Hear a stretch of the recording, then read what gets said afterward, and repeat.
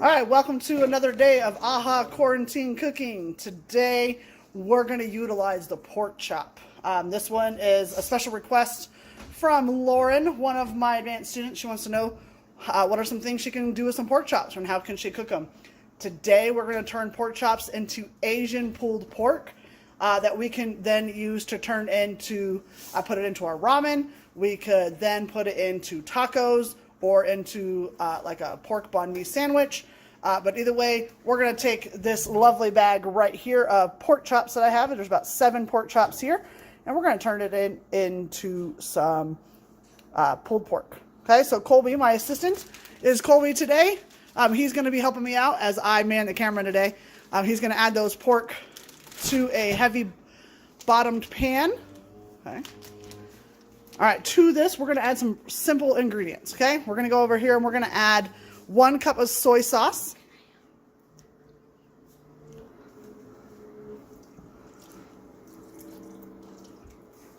I remember we're going for Asian here, so we want to make sure we've got those Asian flavors. So 1 cup of soy sauce. We are going to also add I think it's 2 tablespoons of oyster sauce.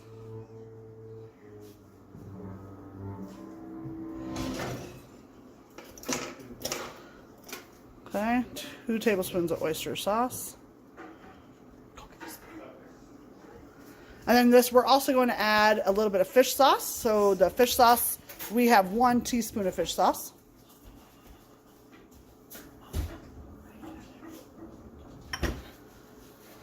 We're going to also add 1 teaspoon of garlic chili sauce. So scrape it. So he's going to scrape out all the oyster sauce from his container. We've got a lot going on in my house today, so you might hear a lot of stuff happening today. Got a kid practicing the cello in the background, so you got a lot of stuff going on. Okay, so we're going to add that chili paste now.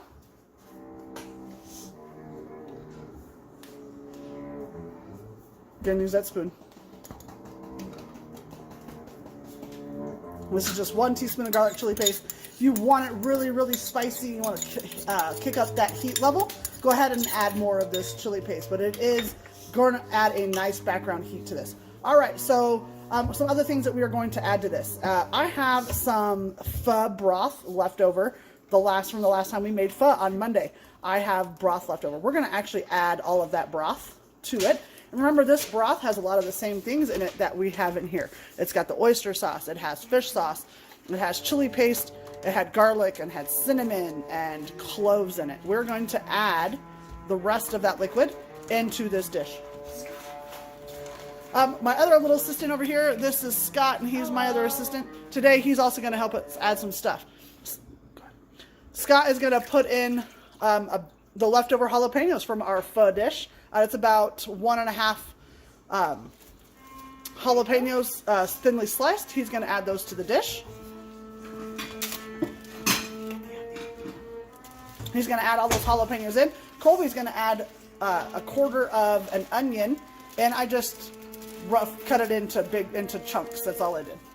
And he's just going to add all of that onion in the dish. Just put it all in there, all of it.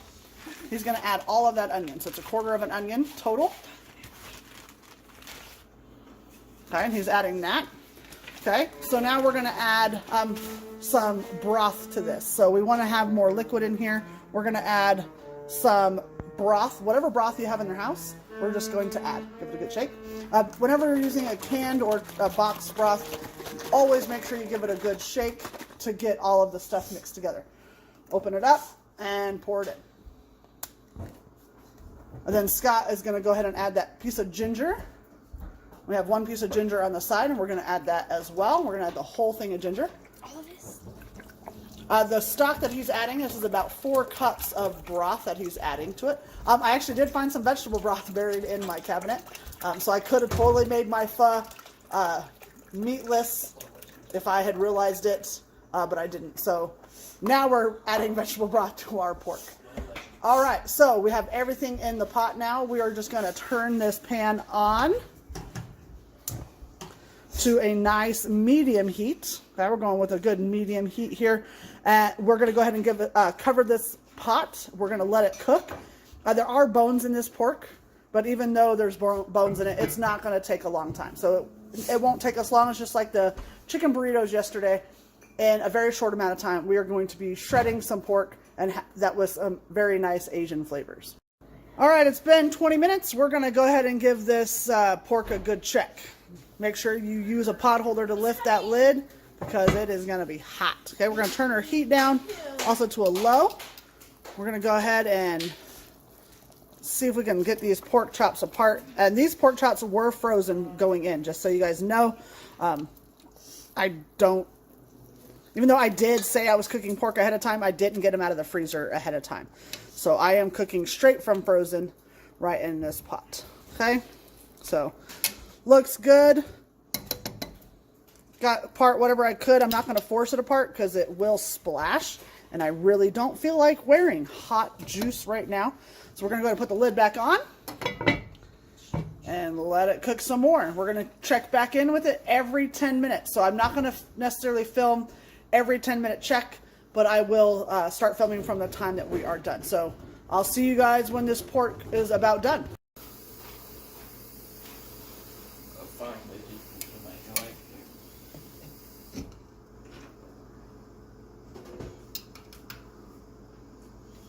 And I can smell the soy sauce, and I can smell the garlic chili paste, the fish sauce. I can smell all of those Asian flavors that we're hoping to get into our pork. Now the test is going to be, did it get into the pork? And does our pork have that flavor as well? We're going to put them into this bowl. And after we put them in this bowl, we are going to remove the bones and break the pork apart. Okay, with clean hands, we're just going to pull apart this meat. Just going to give it a nice pull. As I'm pulling through, I may find smaller bones. So like I said, this one had a lot of small bones in it.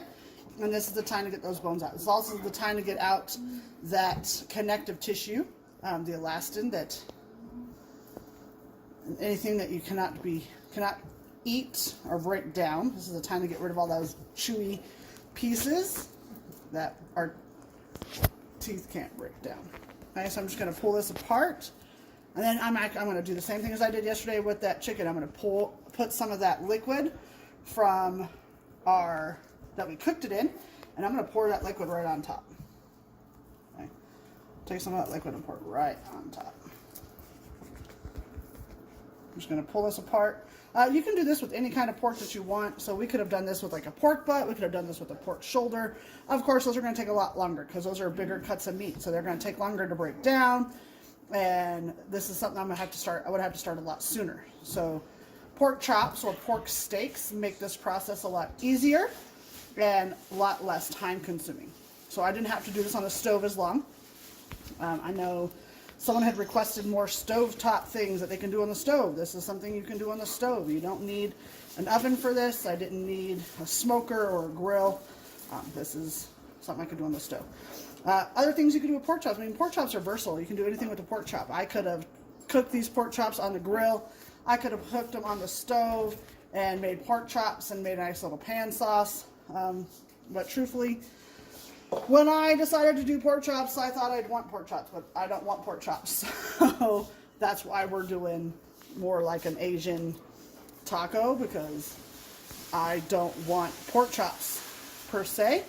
So I thought I would do something that maybe I wanted to eat. And pork tacos sounds good. But I had chicken burritos yesterday, so we don't want to keep it the same. So we're changing it up with those little bit of those Asian flavors.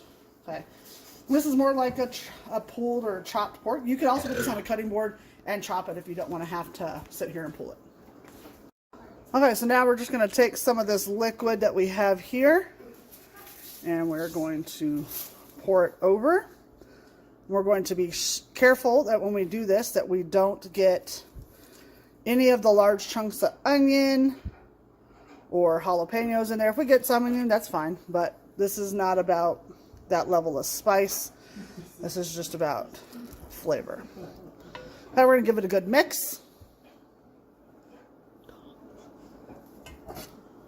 Give it a good mix. Make sure all that flavor gets mixed up in that pork. And again, that liquid is also hot. So it's going to help keep our pork hot while we prep the rest of our ingredients and figure out exactly what we're going to do with this pork. All right, so after getting the pork ready to go, we decided that every good taco has a sauce, right? So we whipped up a sauce. Now, like one of my chef instructors, he would tell me that like this sauce is like everything but the kitchen sink. But this is like kind of like the thing that I like to do. I like to throw a bunch of stuff together and create a sauce. So I literally threw a bunch of stuff together. I'm going to give you guys a show of it real quick. And to create this sauce. So this sauce is a little bit of everything. We've got a sweet soy glaze in there. I have fish sauce in there. I ran out of regular soy sauce, so I used a combination of a sweet soy sauce and a yuzu ponzu, which is like a citrus soy sauce. I used a garlic chili paste. I used hot chili oil, rice wine vinegar, and oyster sauce, as well as a little bit of lime in this sauce. So like I said, my chef instructor would say this is like everything but the kitchen sink. But hey, I had the best Asian sauce in class, so I would say the kitchen sink is the way to go. We're getting ready we're frying up some tortillas right now. We're gonna build us some tacos. All right, of course, I've got some tortillas going down here. We are using white corn tortillas. Of course, we are using local New Mexico corn tortillas. The New Mexico brand is actually my favorite. They're from the New Mexico Tortilla Company. They're my favorite brand to use. They have really great flavor, and they hold up really, really well to being fried and to becoming a taco. They don't fall apart very easily, so that's what I go with. Any other brand has a tendency to fall apart. I used to use the Albuquerque Tortilla Company.